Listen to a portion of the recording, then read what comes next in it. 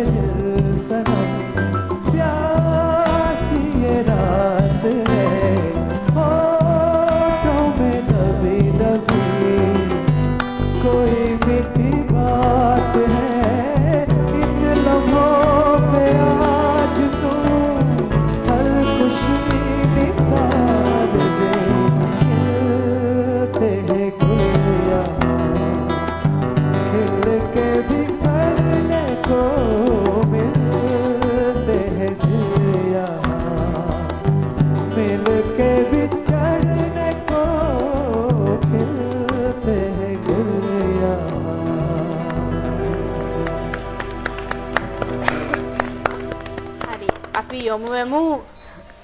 කමන්නේ නේ මොකවත්. රාජා බීඩි වෙත. දැන් කිව්වා ජයන්ත. මගේ මුනිවත මම රකින්නවා.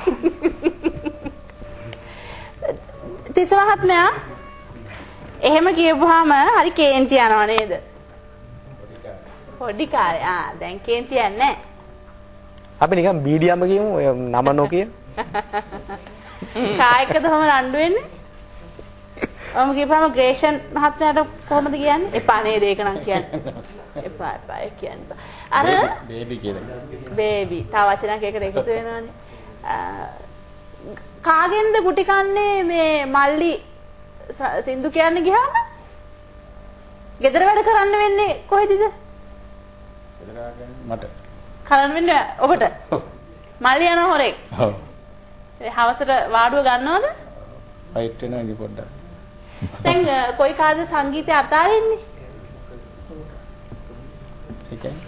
දැන් ඔබ පොඩි කාලේ ඉතා හොඳින් සංගීත සින්දු කියනවා වාදනය කරනවා එහෙමනේ. පාසල් යන කාලේ මම තමයි ඉස්සෙල්ලා කිව්වේ. ඊට පස්සේ මම ඉතින් ඈතල ස්පෝර්ට්ස් පැත්තට බොක්සින් කරනවා. දැන් හැබැයි ඒකත් අතහැරලා දාලා. ඒ ගොඩක් කළා දාලා. දැන් මොනවද කරන්නේ? දැන් land sales. Land sales. Chantha දුලිකක්කා මෙතන ඉන්නවා. ඒක ඉතින් ඔය අපි අහලා තියෙන කතාවක්. මම හිතන්නේ ඔයාට නම් එහෙම අත්දැකීමක් නෑ මං හිතන්නේ. පාම්පෙති දෙකයි කන්නේ රාත්තල දෙකට කපලා. අත්දැකීමක් තියෙනව නේද ඔයාටත් නිකන්? එහෙම මතකයට එන්නේ නැද්ද? නෑ සමහරවිට මම පාන් රාත්තලම 4ට කපලා පිටි 4ක් කාලා තියෙනවා. ඒ කාලේ පිටි 4ක් නේ. ඇත පාන් කියන්නේ සමහර ගෑම්පන්සියකුත් නෑ නේද? පිටි 4 කාලා තියෙන. බාචි වලට මතකද?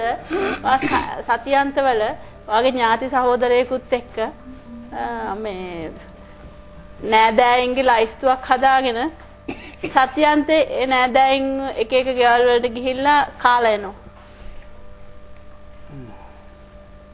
මට කියන්නේ අර මේ අර හතේ කල්ලේ ඉන්න කාලේ ඔය සිද්ධිය වෙලා තියෙන්නේ.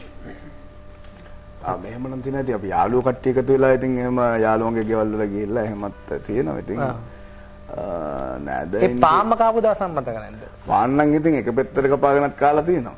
ඒ කියන්නේ ගෙඩිය. ගෙඩිය. එකපාර කාලා තියෙනවා. හතරට දෙකට නෙමෙයි. එකට හතරට නෑ එක පෙත්ත ගෙඩිය කපන් කාලා තියෙනවා. ඒක රස්සන එකටම කාලා. හැබැයි හේමන්ත මහත්මයා එහෙම නෑ. එක ගෙඩිය දෙකට කපන් කාලා තියෙනවා. නැතිවා බේනා මූණ වහගෙන අර ඒ ඔය අර සතියන්තේ කෑම කන්න යනවා කියවම මම මස්සිනා කෙනෙක් ඔය මං දන්නවා ඔය කියන්නේ ජූරියට ඔය උපාලි කියන මස්සිනා එයාගේ අයියයි මායි බොහොම හිතවත් සරත් කියලා. දැන් එයා ජීවිතුන් අතර නැහැ අපි අතරේ. වෙන්ගලා සතියන්තේ ඉතින් අපි ඥාති ගෙවල් වලට කියනවා කෝල් කරලා එයාගේ කට්ටියට කියනවා මේ ඉරිදා අපි මායි යාළුවා එනවා කියලා. හැමදාම උදේ කෑමයි දවල් කෑමට යනවා ඉතින්. ගසුත් ඉතුරු කරන්නේ නැහැ නේ. එල්ල කාලා බීලා ඉවරලා හැද්දාවට දෙල්ලෙක්ක එනවා යාළුවා එක්ක යන්න පුස්සයි කියලා පදින්න පුරුදු කරලා එක්කක් ගියා. ඔය මේ ඔය කියන කාලෙත් ඔය වගේම ඇඟක්ද තිබ්බේ? මං උපන්දායි ඉඳන් මේ වගේ තමයි එන්න ටික ටික වැඩි වෙනවා. අනේ ආසයි පින්තූරයක් බාන පොඩි කාලේ කොහොමද හිටියේ කියලා බලන්න. ඒ නිසාද එලිෆන්ට් බෝයි කිව්වේ? ඒ දවස්වල ඉතින් කිව්වා ඔක මේ විහිළුවට ඉතින් එක එක කෙනා කියන ඔය එක ඕක විතර නෙවෙයි තව නම් කිව්වා. ඒවා ඉතින් මේ නම නම් කිව්වා කියලා ආරංචි බොහොම වැදගත් ඥාතිවරයෙක්. අපි ඒක කියමුද විවේකයෙන් පස්සේ? හොඳයි අපි ඉක්මනටම ප්‍රධාන පාලක මැදිරියට යනවා. ගිහිල්ලා නැවතත් එනවා රැඳී සිටින්න හදෙන්නත් අර සමගින්.